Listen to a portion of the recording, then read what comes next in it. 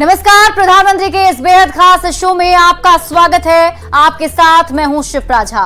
2024 के लोकसभा चुनाव से पहले हम आपके लिए लेकर आए हैं एक बेहद ही खास शो जिसका नाम है प्रधानमंत्री।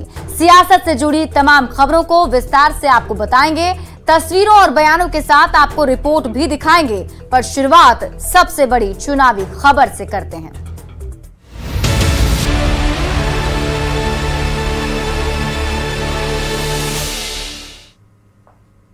बीजेपी अध्यक्ष जेपी नड्डा ने सीएम नीतीश कुमार पर बड़ा हमला बोला है और नीतीश कुमार ने राह भटक गए हैं, ये आरोप उन पर लगाया है। जेपी नड्डा के बयान ने बिहार में सियासी माहौल को गरमा दिया है। अब नड्डा के बयान पर सियासत भी काफी गर्म हो चुकी है, लेकिन सवाल है कि बीजेपी के राष्ट्रीय अध्यक्ष ने ऐसा क्यों कहा कि नीतीश कुमार राह भटक गए हैं।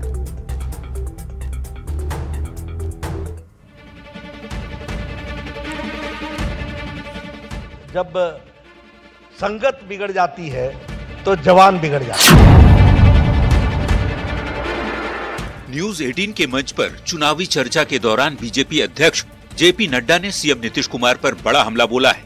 नड्डा ने कहा है कि जब तक नीतीश बीजेपी के साथ रहे तब तक ठीक ठाक रहे, लेकिन जब संगत बिगड़ जाती है तो जुबान भी बिगड़ जाती है।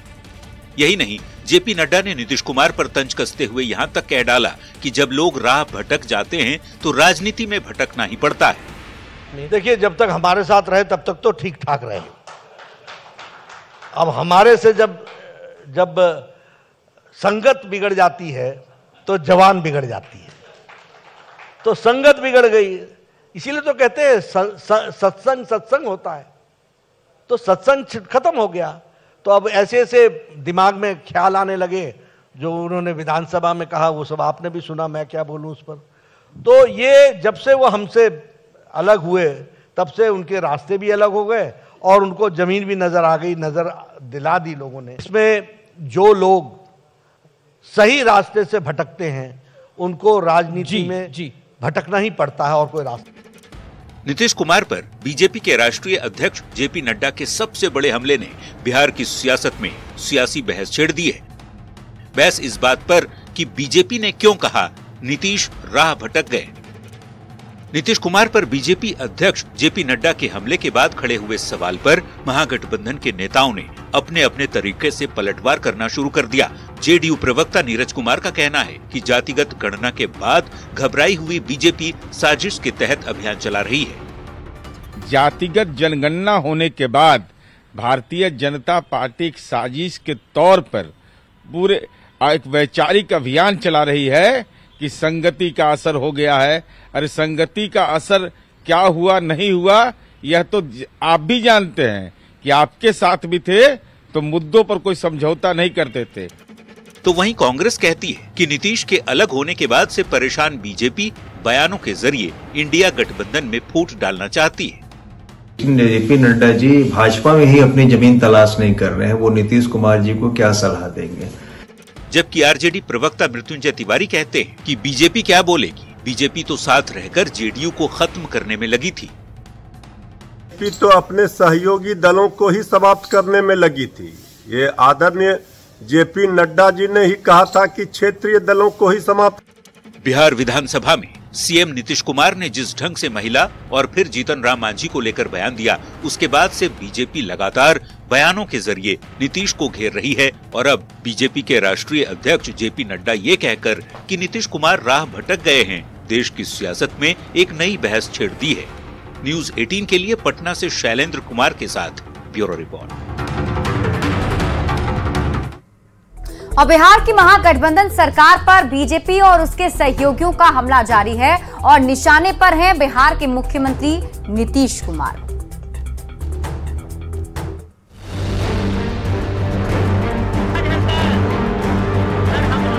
इनको आराम करने का सलाह मैंने दिया है और आग्रह भी करता हूं कि आप थक चुके हैं, बीमार दिख रहे हैं। हम लोग आग्रह करेंगे कि बिहार में राष्ट्रपति शासन लागू करने की सिफारिश वो केंद्र सरकार से करें। भले ही अभी लोकसभा चुनाव की तारीख की घोषणा ना हुई हो, लेकिन बिहार की सियासत चुनावी मोड में आ चुकी है। एक तरफ बिहार के मुख्यमंत्री नीतीश कुमार एक बार फिर बिहार को विशेष राज्य के दर्जे को लेकर यात्रा निकालने की तैयारी में हैं, तो दूसरी ओर बीजेपी और उसकी सहयोगी पार्टियों का बिहार की महागठबंधन सरकार पर लगातार हमले भी जारी हैं और निशाने पर हैं बिहार के मुख्यमंत्री नीतीश कुमार। बीजेपी के प्रदेश अध्यक्ष सम्राट चौधरी नीतीश कुमार को थका हुआ और बीमार बताकर आराम करने की सलाह दे रहे हैं। उनको आराम करने का सलाह मैंने दिया है और आग्रह भी करता हूं कि आप थक चुके हैं, बीमार दिख रहे हैं। लोग चाहते हैं, बिहार की महिला, दलित, पिछड़े सभी चाहते हैं, आपने लंबा समय काम किया है, आपको आराम कराना चाहिए। तो दूसरी ओर एक कदम और आगे बढ़ते हुए लोक जनशक्ति पार्टी रामविलास के अध्यक्ष चिराग पासवान ने राज्यपाल से ये तक अपील कर डाली है कि वो बिहार की सरकार को बर्खास्त करने की सिफारिश केंद्र सरकार से कर दें। और मेरे मुख्यमंत्री की मानसिक परिस्थिति को भी देखते हुए, तो इन तमाम परिस्थितियों को, बिहार की और मेरे मुख्यमंत्री की मानसिक परिस्थितियों को देखते हुए हम लोग महामहिम से हम लोग आग्रह करेंगे कि बिहार में राष्ट्रपति शासन लागू करने की सिफारिश वो केंद्र सरकार से करें। नीतीश कुमार पर सम्राट चौधरी और चिराग पासवान के सियासी वार पर महागठबंधन के नेताओं ने पलटवार किया है। माननीय मुख्यमंत्री जी के संबंध में जिस भाषा का इस्तेमाल कर रहे हैं, ये कहीं से उचित नहीं है। जेडीयू प्रवक्ता अभिषेक झा कहते हैं कि बीजेपी नेताओं के पास कहने को कुछ नहीं है, इसलिए बेचैनी में बीजेपी के नेता इस तरह के बयान दे रहे हैं। आरक्षण का दायरा बढ़ाना हो, पिछड़ों को उनका हक अधिकार दिलाना हो, इतनी नौकरियां देनी हो, अब इन सब बातों से भारतीय जनता पार्टी के कुनबे में बेचैनी है। सम्राट चौधरी का ऐसा बयान यही दर्शाता है।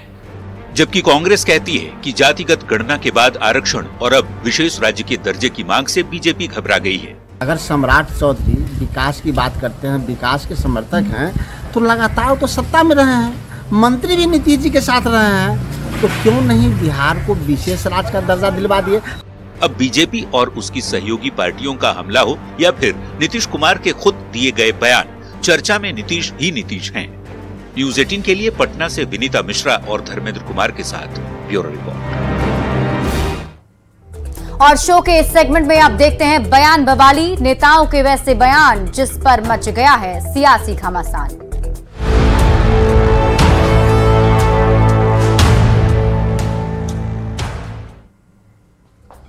तो बयान बवाली में सबसे पहले आप सुनिए राहुल गांधी को, जिन्होंने बीजेपी नेताओं पर हिंदी और अंग्रेजी विषय की पढ़ाई को लेकर तंज कसा है। चुनावी सभा को संबोधित करते हुए राहुल गांधी ने कहा है कि बीजेपी के नेता कहते हैं हिंदी पढ़ो, अंग्रेजी मत पढ़ो, पर आप यदि बीजेपी के नेताओं से पूछेंगे तो वो बताएंगे कि हमारे बच्चे इंग्लिश मीडियम स्कूल में पढ़ते हैं। तो आप बता दें, राहुल गांधी का ये वो बयान है जब वो मंच से संबोधित कर रहे थे, तो उन्होंने हिंदी और इंग्लिश को लेकर ये बयान दिया है और उन्होंने क्या कुछ कहा है आपको सुनाते हैं। आप अगर बीजेपी के नेता कहते हैं भाई और बहनों हिंदी पढ़ो, अंग्रेजी मत पढ़ो, आपको कहते हैं कि अंग्रेजी नहीं पढ़नी चाहिए, आप अगर जाके किसी भी बीजेपी नेता से पूछो आपके बच्चे कौन से स्कूल में पढ़ते हैं, आपको बताएंगे हमारे बच्चे तो इंग्लिश मीडियम में पढ़ते हैं। वो चाहते हैं कि गरीब लोगों के बच्चे, किसानों के बच्चे अंग्रेजी ना सीखें। राजस्थान के मुख्यमंत्री अशोक गहलोत ने पीएम मोदी पर निशाना साधते हुए कहा है कि पीएम ने कभी राजस्थान में राष्ट्रीय स्मारक बनवाने का वादा किया था पर बनवाया नहीं। गहलोत ने कहा है कि यदि प्रधानमंत्री जी ये नहीं बनवाना चाहते तो पीछे हट जाइए, इसे राजस्थान की कांग्रेस सरकार बनाकर दिखाएगी। प्रधानमंत्री जी आके भूल गए, राष्ट्रीय स्मारक बनाने की बात थी, जलियांवाला बाग की तरह भूल गए। आए थे, मैं भी गया वहां पर, पता नहीं क्या कारण रहा कि गोलमोल करके चले गए। आप निश्चिंत रहो, हमने कहा आप बनाओ, आप नहीं बनाओ मना कर दो, राजस्थान गवर्नमेंट बनाएगी, ये मैं वादा करता हूं आपसे। और प्रधानमंत्री के इस सेगमेंट में देखते हैं ऐसी तस्वीरें जो सियासत के लिहाज से सोशल मीडिया पर वायरल है।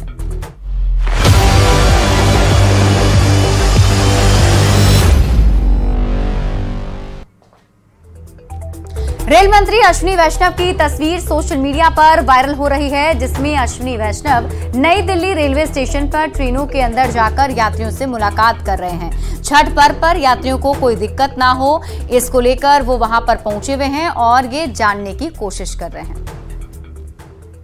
ये तस्वीर हम आपको दिखा रहे हैं उस वक्त की जब अश्विनी वैष्णव देखिए रेल के अंदर थे और ट्रेन के अंदर जब वो पहुंचे तो उन्होंने यात्रियों से बातचीत की, उनके साथ सीट पर बैठे एक एक लोगों से उन्होंने सुविधा के बारे में भी जानकारी ली। क्या नाम है? तेरा क्या नाम है? ठीक है। आप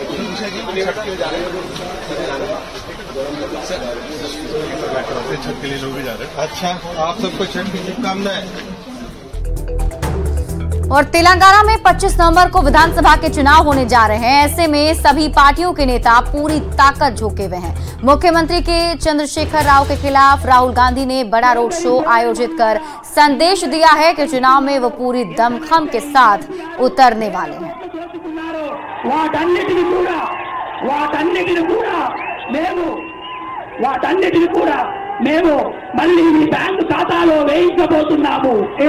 और ये हैदराबाद की तस्वीर आप देख रहे हैं, जहां पर देखिए जब राहुल गांधी यहां पहुंचे तो किस तरीके से लोग उन्हें सुनने के लिए वहां पर मौजूद थे और ये रोड शो करने के साथ साथ उन्होंने संदेश दिया है।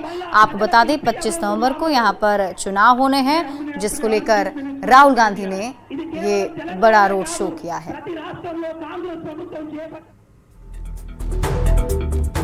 केंद्रीय मंत्री शोभा बी ने प्रधानमंत्री मोदी के आने वाले चुनाव में जीत की कामना के लिए केरल के मंदिर में पूजा अर्चना की है। सोशल मीडिया पर उनकी ये तस्वीर भी वायरल हो रही है, लोग इसे काफी पसंद कर रहे हैं।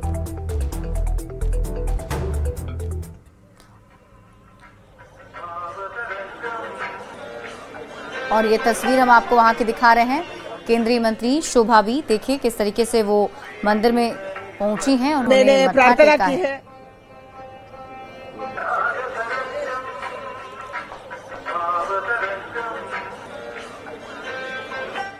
प्रधानमंत्री के शो के आखिर में देखते हैं फटाफट अंदाज में चुनाव से जुड़ी 24 खबरें, चुनावी 24।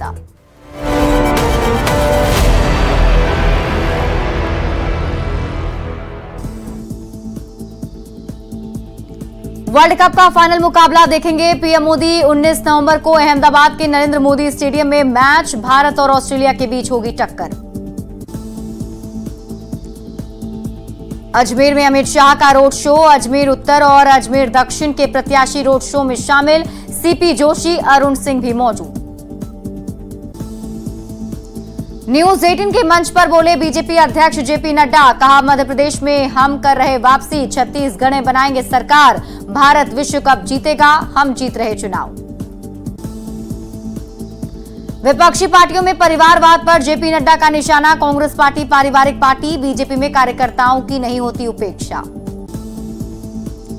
जेपी नड्डा का से नीतीश कुमार पर बड़ा हमला, कहा राह भटक गए हैं नीतीश कुमार, संगत बिगड़ने से बिगड़ी जुबान।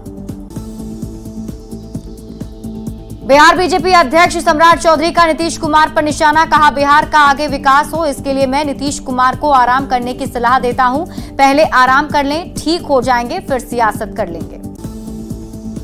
सीएम नीतीश कुमार पर चिराग पासवान का बड़ा हमला, कहा सीएम के व्यवहार से हंसते हैं लोग, राष्ट्रपति शासन की मांग। चिराग के बयान पर जेडीयू प्रवक्ता अभिषेक झा ने किया पलटवार, कहा चिराग पासवान को सिर्फ बिहार में अपराध दिख रहा है, यूपी और मणिपुर की हालत नहीं दिखी। मुरैना के दिमनी में फिर बवाल, जमकर चले लाठी डंडे, छतरपुर में कांग्रेस कार्यकर्ता की मौत पर हंगामा, झाबुआ में कांग्रेस प्रत्याशी विक्रांत भुरिया तो भिंड में बीजेपी प्रत्याशी पर पथराव। नई दिल्ली रेलवे स्टेशन पर छठ महापर्व पर घर जाने वाले यात्रियों से केंद्रीय रेल मंत्री अश्विनी वैष्णव ने की बातचीत, यात्रियों के लिए बेहतर सुविधा का दावा, बीते साल के मुकाबले 3 गुना ट्रेन की व्यवस्था। दिल्ली में बीजेपी मुख्यालय में दीपावली मिलन समारोह में पीएम मोदी हुए शामिल, पीएम मोदी ने छठ पूजा की दी बधाई। सीएम नीतीश कुमार ने लोक आस्था के महापर्व छठ की दी शुभकामनाएं, सीएम नीतीश कुमार ने सोशल मीडिया प्लेटफॉर्म एक्स पर लिखा, भगवान भास्कर से राज्य में प्रगति, सुख, समृद्धि और शांति के लिए प्रार्थना। मध्य प्रदेश और छत्तीसगढ़ में बम्पर वोटिंग, कतारों में बड़ी संख्या में मतदाताओं ने लिया लोकतंत्र के पर्व में हिस्सा, कई दिग्गजों ने भी डाला वोट। सिक्किम के पूर्व राज्यपाल गंगा प्रसाद की पत्नी कमला देवी को दी श्रद्धांजलि, सीएम और राज्यपाल ने दी श्रद्धांजलि। चाईबासा के रायकमन गांव में पूर्व मंत्री गोवर्धन नायक का निधन, संयुक्त बिहार सरकार में रह चुके थे आदिवासी कल्याण मंत्री। राजस्थान के दौसा में कांग्रेस विधायक ओम प्रकाश हुडला के काफिले पर हमला, भाजपा ने बताया विधायक का ड्रामा, विधायक ने हाथ में फ्रैक्चर आने का किया दावा। राजस्थान में चल रहे चुनाव प्रचार के दौरान पूर्व सीएम वसुंधरा राजे पहुंची बांसवाड़ा, प्रत्याशी कैलाश मीणा के साथ रोड शो कर आमसभा को किया संबोधित। चुनाव की तारीख आते ही नेताओं का मतदाताओं के बीच पहुंचने का सिलसिला तेज, बीकानेर के खाजूवाला विधानसभा सीट पर कांग्रेस ने मंत्री गोविंद राम मेघवाल पर दांव लगाया, तो बीजेपी ने डॉक्टर विश्वनाथ मेघवाल को प्रत्याशी बनाया है। राजस्थान के टोंक विधानसभा से चुनाव मैदान में सचिन पायलट, ग्रामीण इलाके बंबोर, हरचंदेड़ा, नया गांव, अहमदापुरा चौकी सहित 2 दर्जन गांव में किया जनसंपर्क। प्रधानमंत्री मोदी कल राजस्थान के नागौर में करेंगे चुनावी सभा, राजकीय स्टेडियम में एक बड़ी चुनावी सभा को करेंगे संबोधित। लखनऊ में पीडब्ल्यूडी की समीक्षा में सीएम योगी के सख्त निर्देश, गारंटी के साथ ही कराएं सड़क का निर्माण, गड़बड़ी पर तय हो जवाबदेही। बीजेपी प्रवक्ता प्रतुल शाहदेव ने मांडर के मुड़मा में मंदिर की प्रतिमा खंडित किए जाने पर जताई नाराजगी, पूरे मामले के जल्द खुलासे की सरकार से मांग। रांची के मुड़मा की घटना को मांडर से कांग्रेस विधायक शिल्पी नेहा तिर्की ने घटिया मानसिकता की सोच बताया, कहा किसी भी धार्मिक स्थल और किसी के भी धार्मिक आस्था को ठेस पहुंचाना सही नहीं। ज्ञानवापी सर्वे रिपोर्ट आज नहीं हुई पेश, एएसआई ने मांगा 15 दिन का और समय, अब कल होगी मामले पर सुनवाई।